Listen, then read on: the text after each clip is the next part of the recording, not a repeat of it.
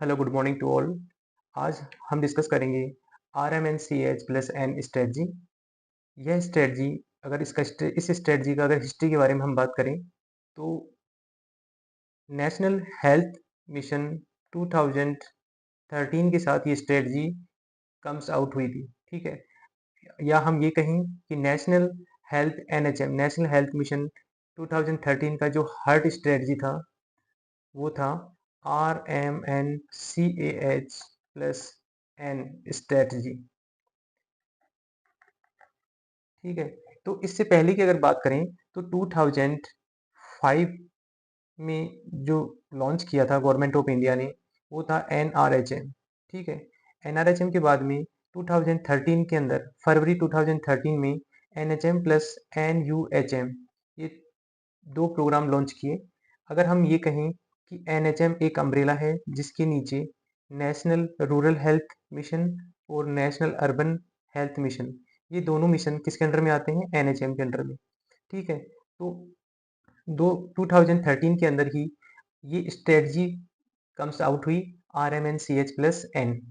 अब इस स्ट्रेटजीज में ये जो RMNCH प्लस एन है दीज आर स्टैंड फॉर, हम कहें कि इस स्ट्रेटजी में 5 पिलर्स होते हैं।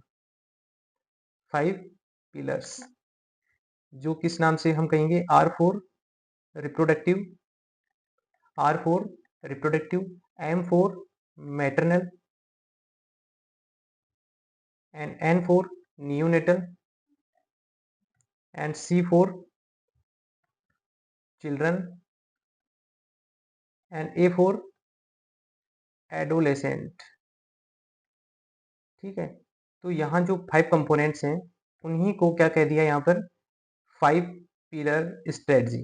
ठीक है, तो इस वजह से इसको जाना जाता है 5 पिलर स्ट्रेटजीज के नाम से। तो कई बार पूछा जाता है कि 5 पिलर स्ट्रेटजी कौन सी है, तो आपको पता होना चाहिए 5 pillar strategies RMNCH plus N जो नेशनल हेल्थ मिशन का हार्ट स्ट्रेटजी है। ठीक है, जो भी NHM के गोल हैं, जो भी NHM के गोल हैं उन गोल को अचीव करने के लिए जो सबसे इम्पोर्टेंट स्ट्रेटजी है उसका नाम क्या है? RMNCH plus N. अब यहाँ एन का मीनिंग क्या है? N stand for nutrition. ठीक है, ये ओवरव्यू हो गया। ठीक है, अब हम ये डिस्कस करेंगे कि इसका गोल क्या है, मेन गोल। तो यहाँ अगर गोल के बारे में डिस्कस करें हम तो इसका मेन गोल है, तो मेन गोल है इसके सबसे पहले मैटरनल मोर्टेलिटी रेट को कम करना, दूसरा इन्फेंट मोर्टेलिटी रेट को कम करना। ये दो main motive CAH plus N. यहाँ अगर हमने डिस्कस किया था कि 5 पिलर, तो ये स्ट्रेटजी मेनली इन 5 पिलर पर बेस्ड है। ये ऐसा एक वनरेबल ग्रुप है जो इजीली हेल्थ सिस्टम में नहीं आता या फिर डिले अप्रोच करता है। तो मैटरनल हेल्थ में जो सबसे मेन जो है रोल यहाँ पर वो एंटीनेटल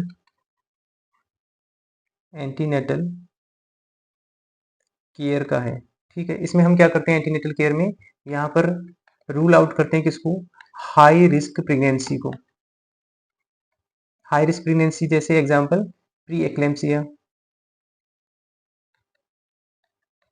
ठीक है, तो यहाँ हाई रिस्क प्रेगनेंसी को रूल आउट किया जाता है ताकि कॉम्प्लिकेशंस को कम किया जा सके, मोर्बिडिटी मोर्टिलिटी को रिड्यूस किया जा सके। इसमें विजिट की बात करें ANC विजिट्स की, तो ये इंपॉर्टेंट है एग्जाम पॉइंट ऑफ व्यू से। ANC विजिट्स के बारे में एग्जाम में पूछा जाता है कई बार। तो अगर ANC visit according to ministry of health, ठीक है, ministry of health family welfare के मिनिमम यहाँ पर मिनिमम कितनी विजिट होनी चाहिए? मिनिमम 4 विजिट कम से कम होनी चाहिए। और मैक्सिमम विजिट कितनी हो सकती है? 13 से 14 विजिट तक यहाँ पर हो सकती है। ये क्वेश्चन पूछा गया था PGI में कि मिनिमम कितना ANC मिनिमम कितना विजिट होना चाहिए, तो यहाँ आंसर क्या जाएगा? 4 विजिट। जो कब कब होनी चाहिए, अगर ऐसा भी क्वेश्चन पूछा जा सकता है कि पहली विजिट, तो first visit soon as possible. ठीक है, जितना संभव हो सके उतना जल्दी पहला विजिट होना चाहिए, एज सून एज पॉसिबल। ठीक है, अगर सेकंड विजिट के बारे में पूछा जाए, सेकंड विजिट इनटू 26 वीक पे, और थर्ड विजिट आएगी 28 to 34 वीक पे। इसके अलावा अगर फोर्थ और फाइनल विजिट की बात की जाए तो वो आती है 36 वीक पर। ठीक है, तो इस तरीके से हमें 4 विजिट्स प्लान करनी होती है इसमें। पहली visit as soon as possible, second visit 14 to 26 week, third visit 28 से 34 week and fourth visit 36 week. अगर यहाँ ये तो हो गया मिनिमम विजिट, अगर मैक्सिमम विजिट की बात करी जाए तो कितनी है 13 to 14 विजिट। अब ये कब कब होती हैं, तो इनमें अगर बात की जाए सबसे पहले तो मंथली की बात करते हैं सबसे पहले। भाई मंथली विजिट कब कब होती है, तो मंथली विजिट होती है 0 to 7th मंथ तक। ठीक है, मंथली तो 7 विजिट तो यहाँ से निकल के आ गई, 7 अब प्लस करिए आगे। ट्वाइस मंथली, ट्वाइस मंथली, ये ट्वाइस मंथली कब होती है 8th मंथ पे। ठीक है, 7th मंथ तक तो वीक मंथली, फिर ट्वाइस मंथली 8th मंथ में, तो 8th मंथ में कितनी हो जाएंगी 4। ठीक है, इसके बाद में जो लास्ट मंथ है इसमें वीकली, 9th 8th के बाद में जो स्टार्ट हो रहा है 9th मंथ, इसमें क्या हो जाएगा वीकली, तो वीकली की। ठीक है, तो यहाँ कितनी विजिट और आ जाएंगी, ये सॉरी ये ट्वाइस मंथली ट्वाइस है तो ये 2 आएगी, और ये कितनी हो जाएगी यहाँ पे वीकली 4। तो टोटल ये कितना हो रहा है 9 और 4 13। मान लो 1 वीक एक्स्ट्रा भी जा सकता है, इसलिए 13 to 14 वीक गेस्टेशनल पीरियड अगर एक्स्ट्रा जाता है तो 13 to 14 इसको कहा है यहाँ पे। ओके, अब देखिए यहाँ पे ये हो गया। तो याद रखना है मिनिमम कितनी विजिट होनी चाहिए, तो क्वेश्चन पूछा जाता है मिनिमम विजिट, तो आंसर आएगा 4 विजिट। अगर पूछा जाए मैक्सिमम कितनी विजिट हो सकती है एएनसी में, ठीक है, तो यहाँ चाहिए मैक्सिमम 13 to 14 विजिट। यहाँ आशा वर्कर्स का या हेल्थ केयर प्रोफेशनल्स का कम से कम 1 विजिट, कम से कम होम, तो मिनिमम 1 विजिट कहाँ की होनी चाहिए, उसके घर की 1 विजिट होनी चाहिए। लेकिन यहाँ कई बार क्वेश्चन में पूछ लिया जाता है कि अकॉर्डिंग टू WHO कितना विजिट होना चाहिए, visit according to WHO number of ANC visit. तो यहाँ आंसर आएगा आपका 8 विजिट।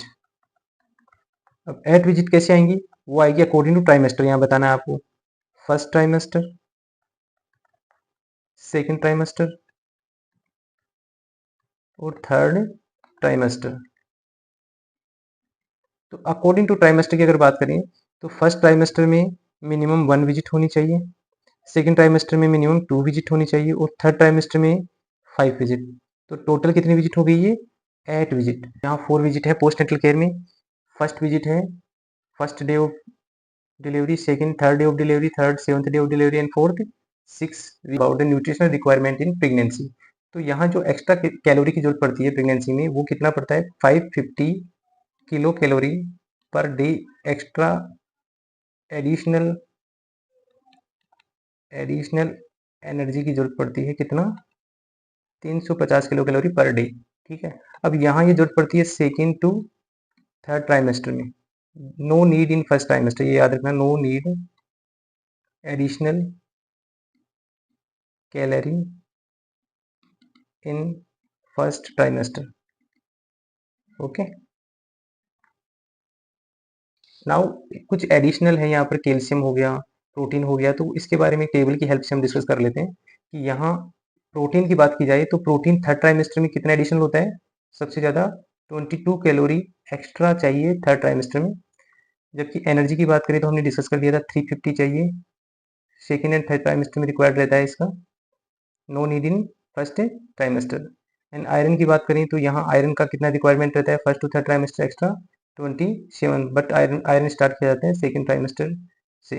यहाँ कैल्शियम की बात करें तो एक्स्ट्रा कितना कैल्शियम चाहिए यहाँ पर 1000 milligram per day extra calcium चाहिए। ठीक है, अगर लैक्टेशनल की बात करी जाए तो यहाँ से कई बार क्वेश्चन पूछा जाता है, प्रोटीन की बात करी जाए तो 16 किलो कैलोरी एक्स्ट्रा चाहिए, और अगर एनर्जी की बात किया जाए तो 600 एक्स्ट्रा चाहिए लैक्टेशनल में 0 to 6 मंथ में।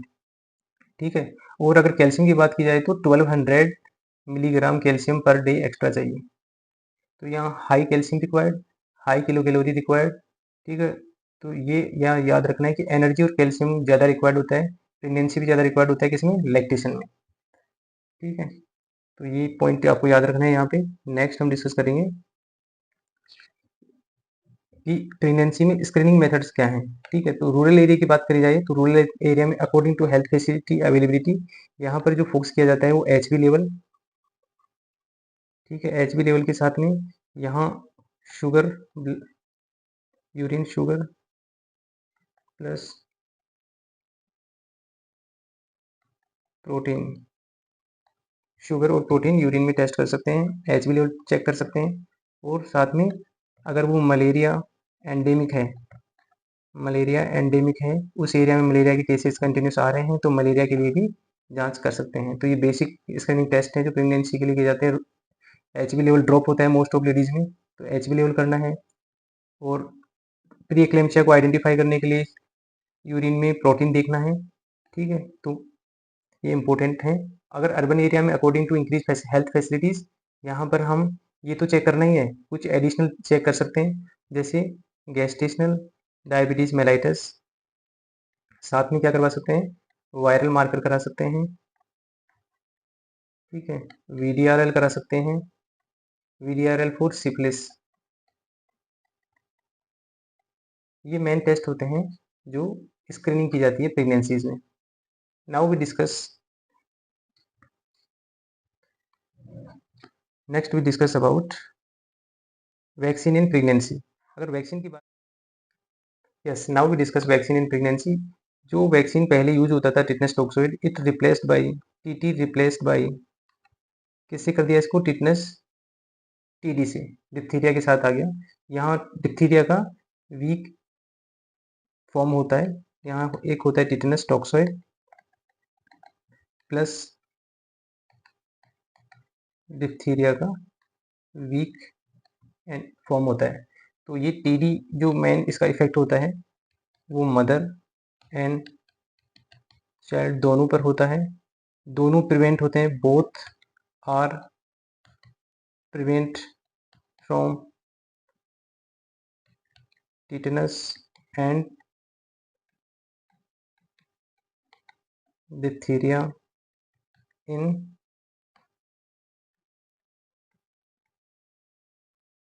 प्रेगनेंसी है। तो अदरवाइज डे 3 से स्टार्ट होता है किसमें, नॉर्मल डिलीवरी में। नो, तो टोटल 6 विजिट, अदरवाइज 1 ऐड करते हैं यहाँ पर होम डिलीवरी में कितनी विजिट हो जाएंगी, टोटल 7। तो क्वेश्चन पूछा जाता है कि होम बेस्ड न्यूबॉर्न केयर में नॉर्मल डिलीवरी में कितनी विजिट चाहिए, 6, क्योंकि होम डिलीवरी में 7। और अगर सी सेक्शन की बात करी जाए, सीजेरियन सेक्शन की, तो यहाँ एक विजिट कम हो जाएगी डे 3 वाली। तो कितनी विजिट बच जाएंगी यहाँ पर, 5 विजिट। तो कब से स्टार्ट करनी है आप, डे 7, 14, 21, 28 और 72 डेज पर। ठीक है, तो ये कुछ home based new born care में क्वेश्चन पूछा गया था कि नॉर्मल डिलीवरी में कितना विजिट मिनिमम चाहिए, तो यहाँ पर 6, जबकि होम डिलीवरी में कितना, 7। आशा करता हूँ आज का टॉपिक आपको समझ में आएगा। नेक्स्ट क्लास में फिर मिलते हैं नए टॉपिक के साथ, तब तक थैंक यू।